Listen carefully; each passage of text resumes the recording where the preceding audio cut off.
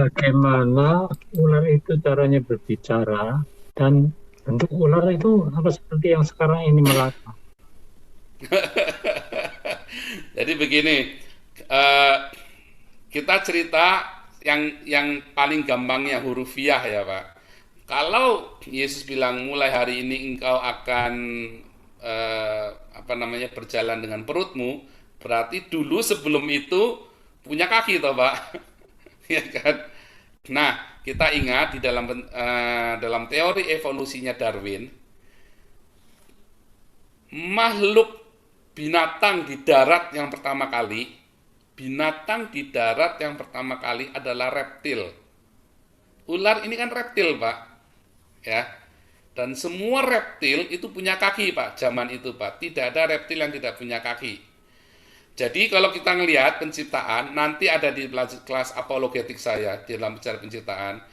Lihat, yang pertama, hendaklah laut berkeriapan ikan-ikan. Dan di dalam teori evolusi itu, memang pertama kali itu makhluk laut.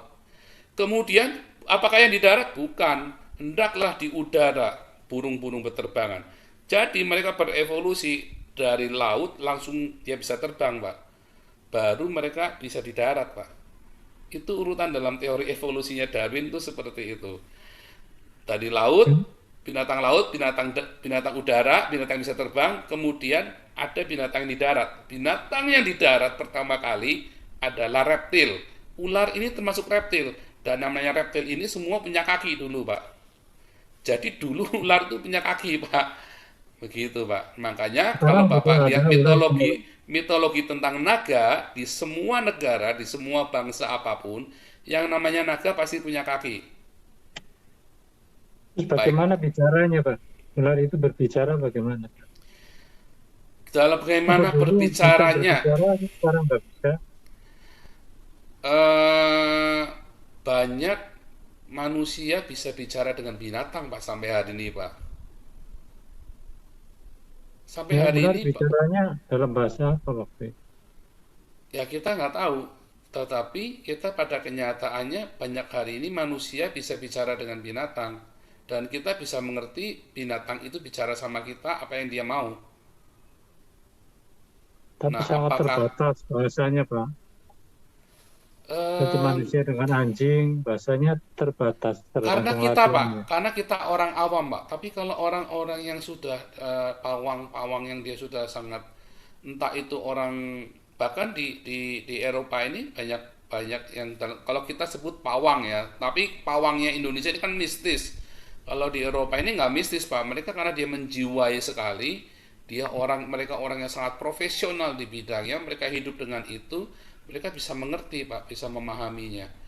Itu Apa satu, ular tetap itu ditempeli iblis untuk kemudian bicara atau bagaimana? Apa memang ular itu enggak Pak, sendirinya berbicara? enggak ada Pak. Saya rasa bukan masalah ditempeli karena di Alkitab nggak pernah dibilangin kerasukan iblis ularnya Pak.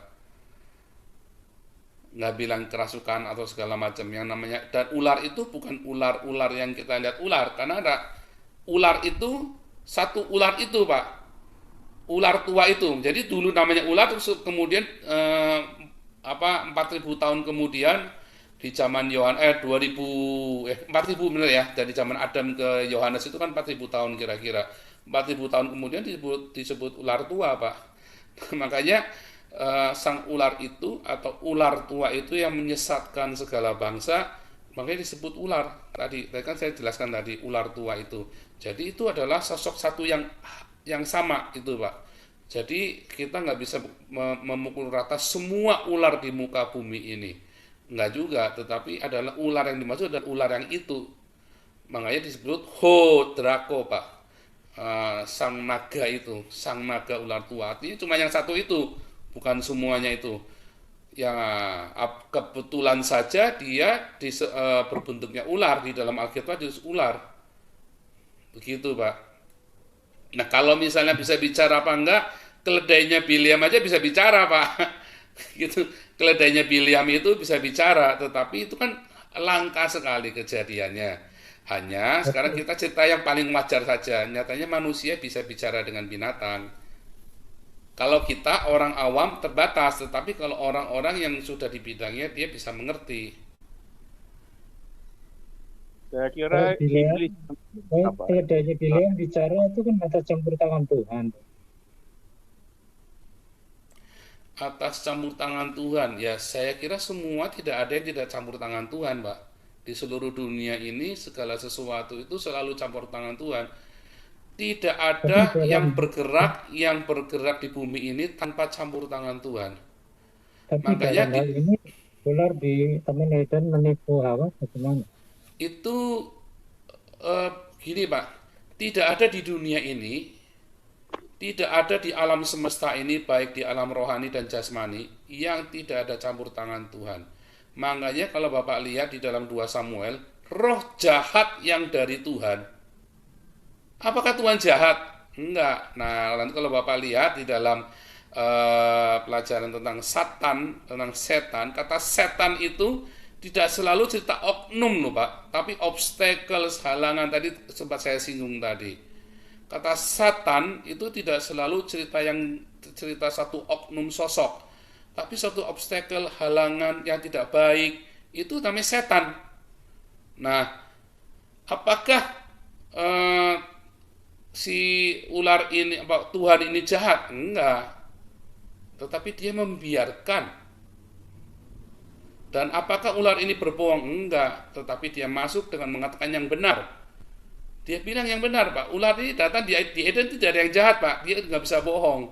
Makanya ular ini ngomong yang dia ngomong benar semua. Coba Bapak lihat. Tidak mati, tapi engkau akan menjadi seperti Elohim. Dan Elohim berkata, maka ia telah menjadi sama. Mereka telah menjadi sama seperti kita. Menjadi sama seperti salah satu dari kita. Jadi ular ini juga nggak bohong Pak, nggak nipu, dia Yohanes benar. 8 ayat 44 Pak. Bagi Bapak segala dusta itu apa Oh bedanya? itu kan yang Yohanes 8 ayat 44. Tapi kita ceritanya konteksnya kejadian 3. Coba di kejadian 3 ular bohongnya di mana? Apa yang dilakukan ular sehingga kita sebut dia bohong? Nggak ada Pak. Dia ngomong benar semua Pak. Di kejadian 3 itu, apa lihat? Itu semua yang dia ngomong itu benar semua, nggak ada yang salah. Engkau tidak akan mati. Memang waktu makan nggak langsung mati kan? Tapi engkau akan jadi seperti Allah, tahu yang jahat dan yang baik. Benar, tahu yang jahat dan yang baik, nggak salah kan? Jadi yang salah di mana? Nggak ada yang salah. Yang ular ngomong itu nggak ada yang salah. Karena di Eden itu tidak ada yang jahat, nggak bisa ada yang jahat di Eden. Tidak boleh ada yang jahat, tidak bisa. Di Eden itu tidak ada yang jahat. Jadi yang benar adalah ular itu mendorong, memberikan pengertian lagi kepada Adam dan Hawa, dikasih pengertian sehingga termotivasi mereka. Gitu, Pak.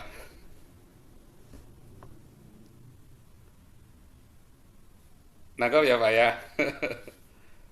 Ya, saya terima dulu aja lah. Bermikir. Itu Bapak harus pelan-pelan, Pak. Saya mikirnya juga lama, Pak. Saya mikirnya bertahun-tahun, Pak. Misalnya memikirkan bagaimana di Eden bisa ada dosa. Katanya sorga, kok bisa ada dosa? Berarti nanti di sorga kita nanti bisa bikin dosa dong. Nah, itu kan. Ternyata ular pun tidak bisa bikin dosa. Kalau Ular, Yesaya 14 ayat 12 itu waktu di mana? Yesaya 14 ayat 12 itu, lihat ya, perkataannya dari awal, aku hendak ke utara, ya kan? Aku hendak. Jadi belum Pak, belum terjadi. Aku hendak, dia ada di alam roh, ya, dan bukan di dalam paradiso, dan aku hendak, makanya dibuang ke bumi Pak. Dibuang ke bumi, dan bumi menjadi tidak berbentuk dan kosong. Semua yang diciptakan Allah tidak ada yang tidak baik. Tetapi karena itu dibuang dan di situ ada kejahatan, setelah dibuang itu dia jadi jahat, maka bumi itu menjadi tidak berbentuk dan kosong. Katanya ada haaret hayatah, maka bumi hayatah menjadi haaret hayatah tohu wa bohu wa kosek alpanetahum. Tohu wa bohu, vanity itu kesombongan Pak. Tohu itu udah tahu vanity, menjadi sombong. Tohu wa bohu, dan kelam. Di dalam kesombongan itu ada kekelaman. Wa kosek alpanetahum, ada kekelaman yang dalam menutupi samudra raya, tohum the deep. Jadi kalau orang yang sombong itu sebenarnya adalah kesia-siaan, tohu wabohu, dalam kesombongan dan kesia-siaan ada kekelaman yang sangat dalam. Itu artinya sebenarnya itu Pak, itu adalah sebuah majas, tohu wabohu Amsal pasal 6, di Amsal pasal 6 dengan Yeremia 9 ayat 23 sampai 24 kan tentang kesombongan juga, sama dengan Yesaya 14 ayat 20. Iya, Itu kan betul. berdosa juga. Betul. Makanya kata tohu wabohu tadi Kejadian 1 ayat 2, bumi belum berbentuk dan kosong, kegelapan menutupi samudera raya. Itu terjemahannya kurang manis. Terjemahannya benar adalah bumi menjadi vanity, ada kebanggaan ya. Kalau Bapak lihat vanity, kesombongan adalah dosa yang paling dibenci oleh Yehova Elohim, yang paling dibenci oleh Tuhan kita, kesombongan. Kenapa? Aku hendak menyamai Allah. Ya kan, dalam Yesaya 14 itu. Makanya itu dibuang ke bumi, dan bumi menjadi tidak berbentuk dan kosong, menjadi kacau balau.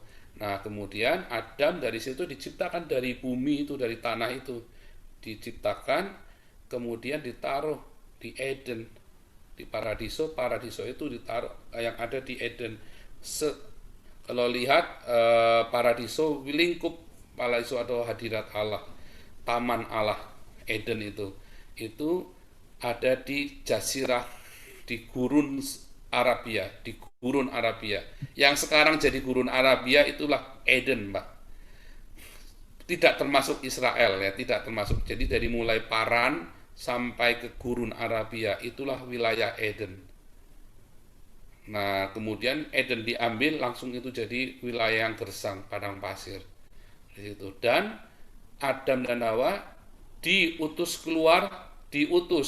apostelan atau salah ke timur Eden, ke timurnya Eden, itu dikira-kira daerah Elam atau Iran.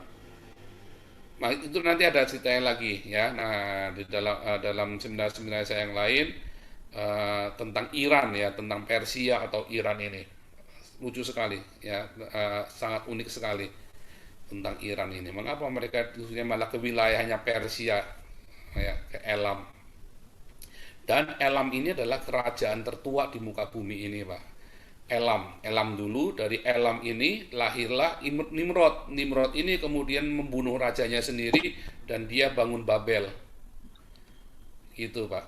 Dan itu wilayahnya sama ya, daerah situ Mesopotamia situ, daerah wilayah Babel situ semua. Berjejeran itu, Pak. Elam dengan Babel itu bersebelahan. Itu, Pak. Itu harus tahu panjang, Pak.